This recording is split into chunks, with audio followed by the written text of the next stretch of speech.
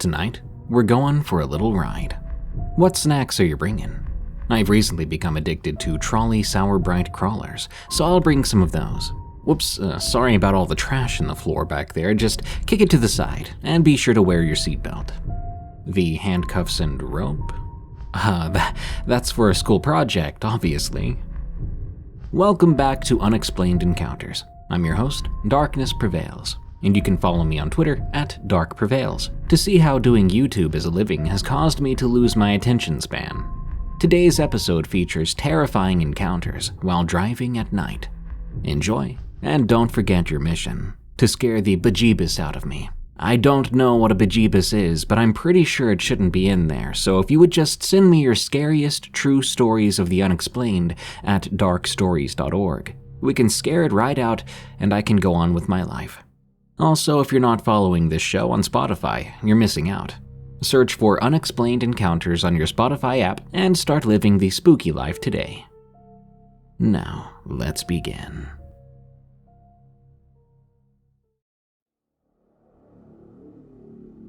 The Haunted Car on Campus.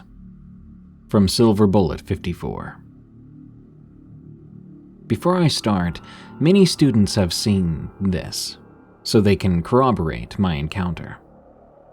In 2009, I was helping a friend of mine move into the Penn State Hazleton campus in Hazleton, Pennsylvania. As we were moving in, she asked, "Did you see that car last night?" I told her that I hadn't, and asked where that random question came from. She said that she saw it, but something was weird, because no one was driving it. I asked if she meant it was a self-driving car, but she said it was an 80s model. However, she wasn't sure the make or model.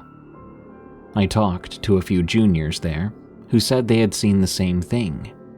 A car randomly traveling around the campus in the dead of night, but no one had ever seen anyone in the driver's seat. This whole story seemed bizarre, and I thought it was just a prank, even though all the students assured me it was very true. I really wasn't sure what to make of it at that point. Turns out everyone knew about it. Professors, incoming freshmen, alumni, even the local police department could all document sightings or stories about this supposed haunted car. There were even stories and books and creepypastas written about it.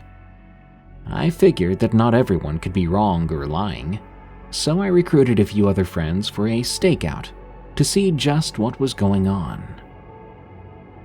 A few nights later, we parked at a Turkey Hill across the road from the campus and watched. At 11 p.m., we saw a car with its lights on, going around the building at a snail's pace. A few minutes later, it showed up again. My friends and I were all actually shivering because of how creepy this was.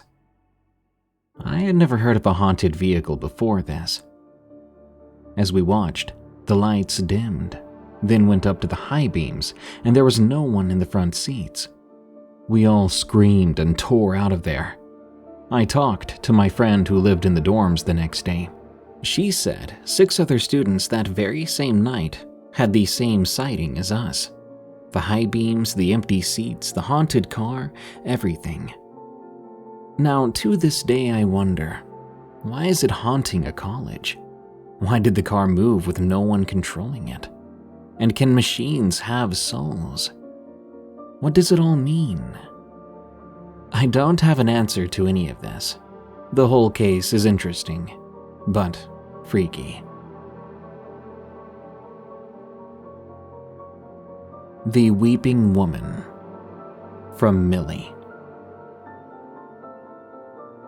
This happened to me in 2022 when I was coming back from my office one day. It was July and the rain was pouring heavily. It was 9 p.m. at the moment, and I left my office, sat in my car, and started the drive home. The short way to my office goes through a patch of woods, which always gave me the creeps at night. And, to add to my unease, it was raining so heavily that I could barely see 3 feet in front of my car. Due to this, I had to move very slowly to avoid bumping into trees. As I was driving through the uneven road, I heard a sound, like someone, specifically a woman, was weeping loudly. I'm saying loudly because all my car windows were shut, but even so, I could hear her weeping above the rains pattering. The hair on the back of my head stood up. I tried to find the source of the voice, but I couldn't find it. But as I continued to drive, I saw it.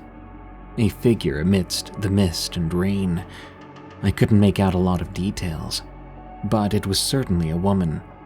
I could see her hair touching her shoulders and a feminine form. She sat on the road, just crying and crying. I couldn't help myself. I rolled down my car window, and I called out to her. Oh, I wish I hadn't. As soon as I spoke, she held her head up, and I swear she didn't have eyes or even a nose. Just a mouth and a smile so wide it made me nearly soil myself. She grinned at me. Immediately, I rolled my car window back up, but in that brief amount of time, she had rushed to the side window of my car and began to knock at it. My eyes burned with tears. I had never been so scared. My body froze up when I saw a rock in her hand as she was about to break the glass. Something inside me yelled to floor it, so I did. As I started to drive, I swear I heard her wailing and shouting at me to come back. But I never even looked back. I made it home safe, and ever since then, I never took the short way through the woods again. Just beware who you decide to call out to in the middle of the night. Hellhounds, from Gin 5445. Late one night, a friend of mine and myself were out driving around, searching for creepy places, trying to scare each other and ourselves. We did this quite often. She was driving a brand new car and we were both smokers at the time. Not wanting to smoke in the car, we had pulled over on the side of the road. We were out in the country, so there were no streetlights, and houses were few and very far between. At the moment, we both had to pee as well, so she stood at the front of the car and I at the back. Afterwards, we took our time smoking cigarettes, before eventually getting back into the car. No sooner had we shut the doors, there were at least half a dozen large black dogs surrounding the car. They were barking at us and snarling, looking in through the windows, and when the lights from inside hit their eyes, they shone red. These dogs were big enough to not have to stand on hind legs to peer inside the car. We were terrified. My friend tried to start the car, but the engine was not rolling over. And what's crazy was that this was a brand new car. There was no reason whatsoever why it shouldn't have started. We were extremely scared, now panicking. She tried several times more to start the car, and the whole while the dogs barked and growled and circled us. At one point, we both frantically looked down at the ignition, as if we were both checking to make sure everything looked right, and by the time we both looked back up, peering out the windows, the dogs were gone. We looked all around us, searching for them, but they were just gone. And the very next time she tried to start the car, it started like it was nothing, running with absolutely no problems. You better believe we got the heck out of there as fast as we could. It's not the only creepy thing we've ever come across, but definitely the experience that stands out as being the most horrifying. We'd gone out looking for something that night, and boy did we find it. Be careful what you go looking for, because it may find you.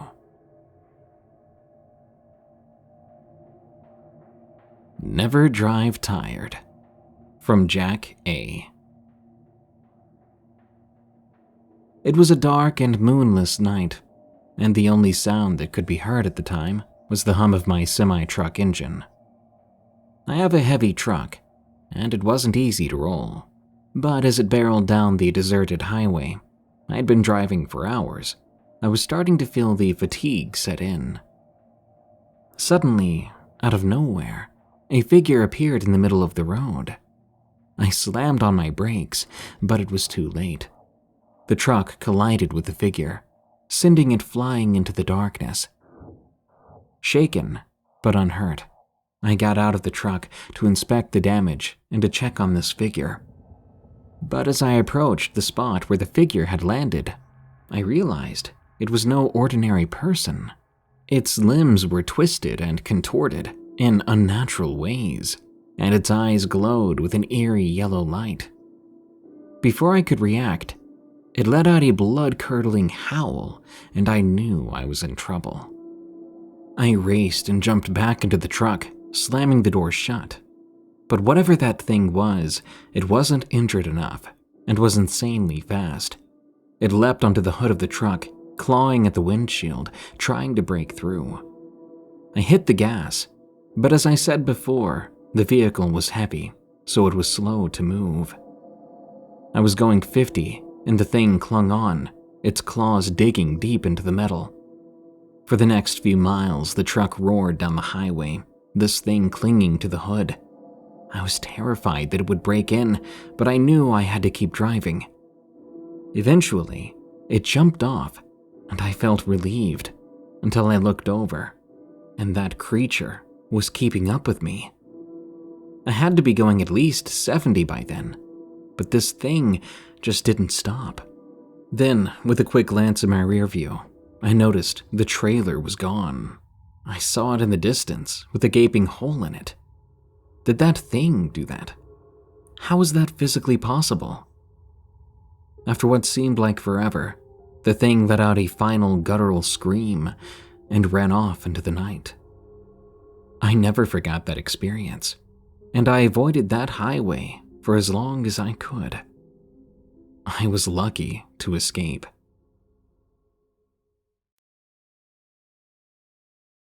St. Colletas.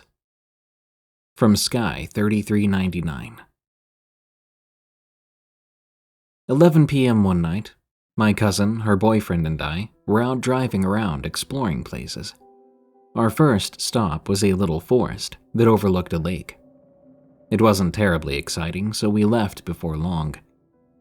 My cousin, Abby, had an idea to go somewhere haunted, so we all got back in the car and started to drive. My cousin mentions an abandoned place called St. Colletas. Back in the 30s, St. Colletas was an institution for the mentally ill and disabled. She begins to tell a story of what happened the last time she went to St. Colletas with a friend. We'll call her friend Ali. She began, "It wasn't late at night, maybe around 11:30 p.m., when me and Ali drove up there. I heard a noise, so I stopped the car, and when I stopped, everything went quiet. All of a sudden, this black misty cloud began to form in front of the car, and we heard an inhuman noise. We started to drive away, and I heard church bells. I looked at Ali and asked if she heard them too. She looked at me confused and said, 'Abby, there are no churches around here.' After my cousin finished the story, I got an uneasy feeling in my stomach. We drove for 20 minutes until we arrived. As we drove past, we noticed a cemetery next to the place. I had the same uneasy feeling, but we didn't see anything out of the ordinary.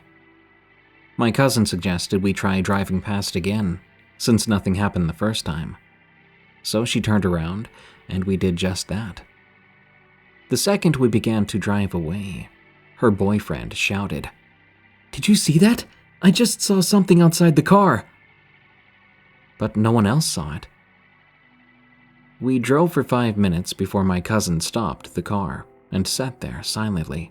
Her boyfriend, we'll call him Charles, looked at her and asked, 'Babe, what's wrong? Why did you stop?' My cousin was unresponsive. Charles spoke again. 'Babe, I then asked myself, concerned, "Abby, are you okay?" My cousin turned her head in an unnatural way and said in this creepy, disoriented voice, "Everything is fine. I'm okay." She then started to giggle for a good minute straight. This was quite unsettling. Charles turned around, looked at me, and mouthed, "What the heck? Is she okay?" Then my cousin said again, "Everything is fine," and giggled even more. I felt goosebumps sprouting up all over me. It was then that I heard a deep male breathing sound coming from the back of the car. I looked in the back but didn't see anything. I turned back around and my cousin was making these unnatural body movements now. She stopped the car again, this time leaning forward into the steering wheel. Charles asked, "Why are we stopping again? What's going on?" My cousin was unresponsive. She began driving again, but remained in the weird position she sat in. I exchanged another freaked out look with Charles. Then Abby started to laugh, saying, "Everything is too bright. It hurts my eyes." But nothing around us was bright. It was dark out, and there were no other cars in sight. We finally got back to town, and like a light switch being flipped, Abby perked up again, turning back to normal in an instant as if nothing had happened. Charles even asked, "Are you good now?" Abby looked confused and said, "What are you talking about?" "You were acting like you were possessed for 15 minutes, Charles explained. I added, "Dude, you really were acting creepy.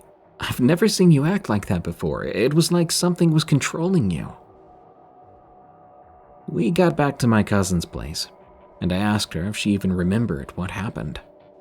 She told me that for a good 15 to 20 minutes, she felt as if she wasn't there, like she was fading in and out. I promise you, my cousin was completely sober, but something just wasn't right.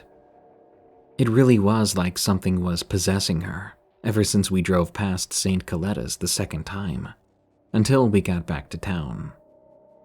I think we may have provoked something. I will never be going back to St. Colletas again.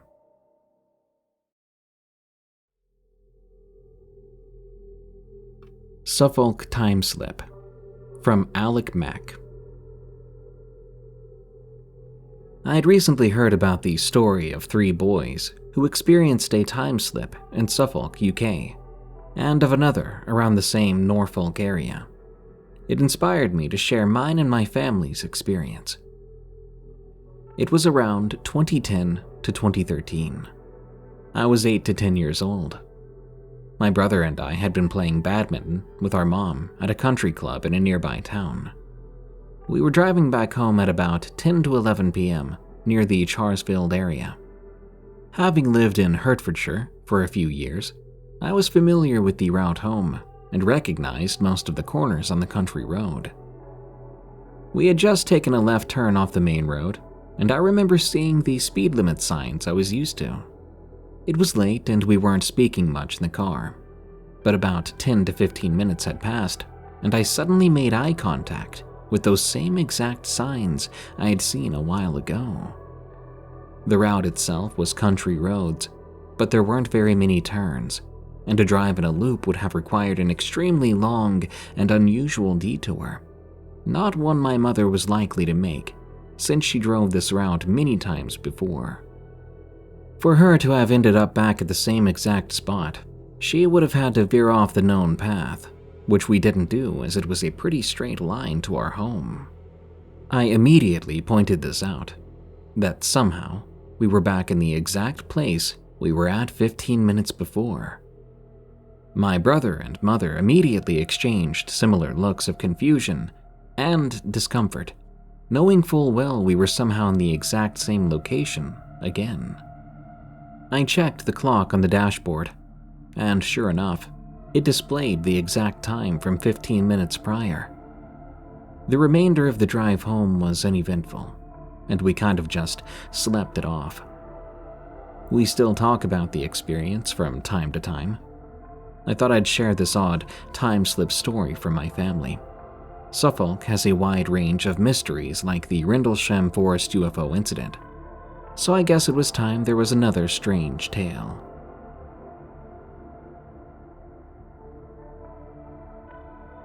Phantom Truck at the Haunted Cemetery. From Mcfigerson. About 3 years ago, when I first started dating my girlfriend, she went on a trip down to Aruba for a week, and since I didn't have a car at the time, she allowed me to use hers for the duration of the trip. One night I was chilling with a friend. We were enjoying a few beers and playing some video games. It was getting late, so I decided to head home before becoming too impaired to drive, as we had done a bit of smoking too. As I drove, I was thinking about this earlier conversation I had with my friend about how one of the old local cemeteries was haunted, and that we used to try to investigate it as teenagers. At the time of writing this, I'm 25. Anyway, I decided to take a trip up there myself, as it was only a 5-minute detour from my main route home. I made it to the cemetery, and I sat there for a moment. I then got out, proceeding to go through the small wooden gate that borders the grounds. As I walked around, I heard strange noises in the tree line, leaves being brushed as if something was walking through them. I brushed it off as deer, because they roam around like crazy in these parts. Another 10 to 15 minutes go by, and I decide to leave. I didn't want to chance the police driving by, seeing my girlfriend's car sitting parallel to the gate. The following night, I was hanging with the same friend again. We were doing the same thing as the night before, playing a few rounds back and forth from Fight Night and UFC. Once it got late, I left as usual. Taking the same route, I decided to go back to the cemetery, as my curiosity got the better of me. The turn to the street that the cemetery sits on is a dark, slight hill. Going through that way, the only light is your car's headlights. So I drove up the hill towards the bend, right before the fence of the cemetery begins, when, out of nowhere, a large truck with headlights brighter than most LED lights illuminates my entire car. This truck was right up on me almost instantly, and you can very easily tell a vehicle will be turning on that street because you would see lights shine on the trees at about 100 yards out. But no, this truck just appeared. I put my foot to the floor, driving my girlfriend's cobalt like a bat out of heck, and this truck stayed right on my bumper the entire time. For the short distance we drove, this truck was right on me, and I felt completely terrified. I came up to another bend when I hit that turn faster than ever. I noticed then the truck was no longer behind me. It had chased me the entire length of the cemetery before finally disappearing. There were no other lights beside my headlights then, and it was silent after the chase. I didn't return to that cemetery for quite some time. I went back recently as I'd gotten bored getting off the night shift after work. I go up there these days every now and then, during storms or during eclipses, maybe even foggy nights, to see if any of that increases my chances of sighting anything remotely close to what I experienced that night. To this day, I truly believe what chased me was a phantom truck, something that guards the grounds of the cemetery. I really don't think it was a person trying to mess with me, considering how quickly it appeared and vanished without noise and with nowhere to turn around. When I tell this story to friends, I always get a chill down my back, and I feel uneasy. I don't care if people believe me or not, but I do hope no one else has to experience it.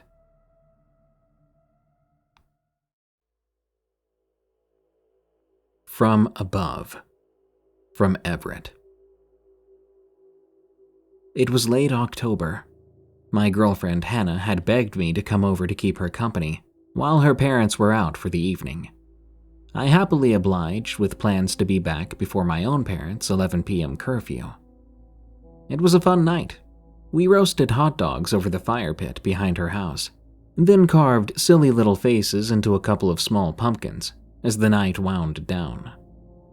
I tossed the slimy guts dramatically towards Hannah at some point, making her squeal. After hosing pumpkin remnants off the porch, I gave Hannah a lingering kiss goodbye around 10:30 p.m. and headed to my dusty Civic. I cranked up a country song about ghosts on the radio as I drove slowly down the winding 2-lane road out of Hannah's subdivision, high grass brushing both shoulders. Oaks, cedars, and cottonwoods crowded thick on either side, leaves drifting lazily down in the crisp autumn air that rushed through my cracked windows. I absent-mindedly drummed along on the steering wheel to the chorus when a sudden explosive bang and crunch made me scream in shock. Before I even had time to react, my windshield had spiderwebbed violently right above where the steering wheel and dash met. Cold night air instantly invaded the cab as I instinctively slammed both feet on the brakes, sending the car into a skidding stop halfway off the narrow pavement. "What in the world?" I choked out, my pulse pounding against my ribs. As the dust swirled back down in the headlights, I gawked wordlessly at the long furry legs and foam-flecked nostrils now visible, smashed grotesquely against my dash. Half of a 6-point rack protruded obscenely through the mangled windshield alongside the deer's limp head. I jerked back against the headrest, mouth hanging open as I fought to process how an entire freaking buck could possibly have crashed straight down onto my speeding Civic. Hands shaking badly from adrenaline, I carefully opened the door and stepped into piled autumn leaves on the side of the road. Moonlight filtering down through the dense trees glinted dully off the poor creature's remaining antlered tines, its flaccid tongue poking from its peeled back lips. Dark blood, nearly black in the shadows, oozed steadily over the fractured glass, ruining my dashboard.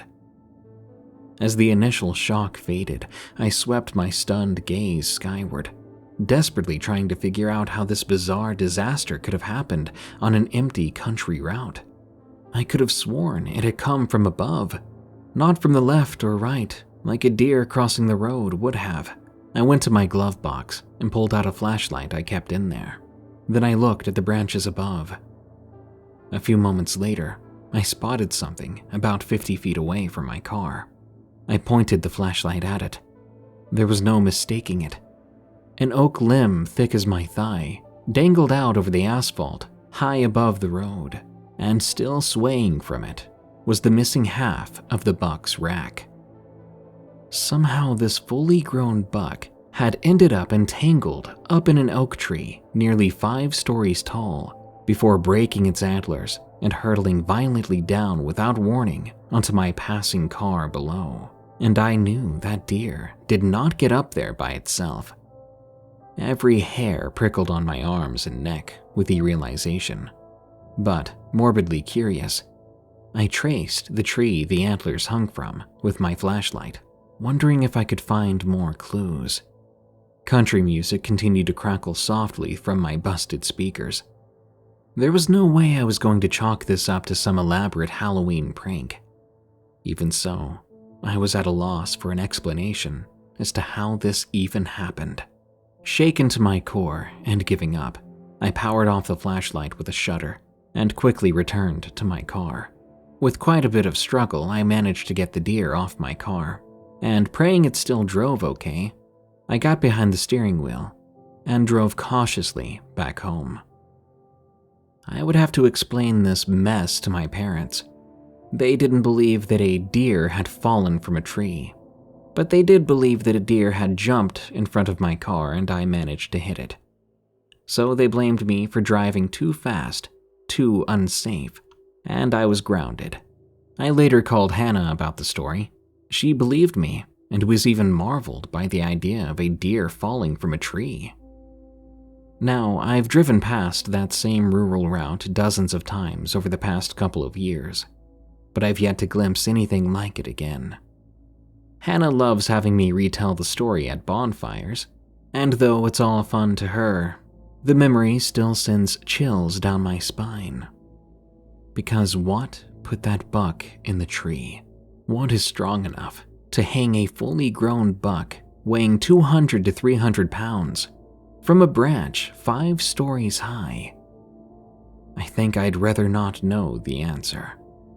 But even now, whenever I drive, day or night, I catch myself scanning the treetops whenever the trees on the road I'm driving happen to reach a little too far over the road.